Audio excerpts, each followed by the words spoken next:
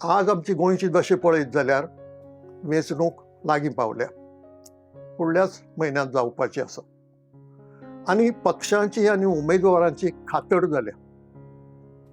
ही पक्षांची आनी उमेदवारांची खातड आमकां खरी लोकशाय दिवंक पावतली.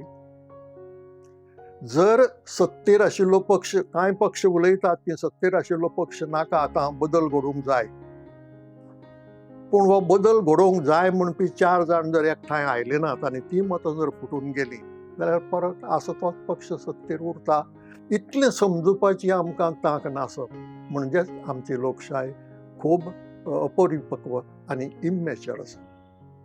आतां कोणूय म्हणटलो ते कितें बेकायदेशीरपणान चलतात. ना, आमी मल्टी पार्टी सिस्टम मानून घेतल्या.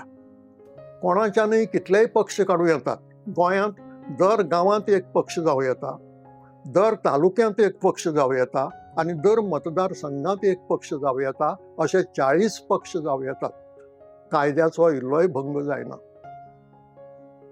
ह्या 40 पक्षांच्यांनी 40 उमेदवार उबे करूं येतात आनी अपक्ष उमेदवार म्हणून आनीक 50 जाण उबे रावं येतात. कायद्याचो कसलोच भंग जायना, पूण हातूंत वाट लागता ती लोकशायेची.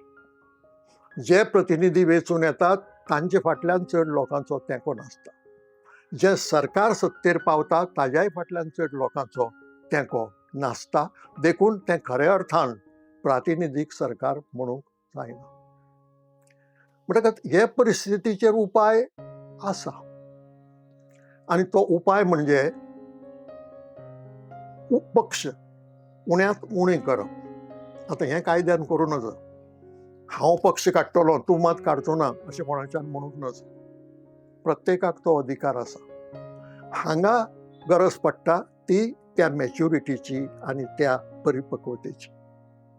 कारण कायदो हें तुका करूंक दिना, कायद्यान तुज्यान करूं नज. आनी अशें संवसारांत घडलां.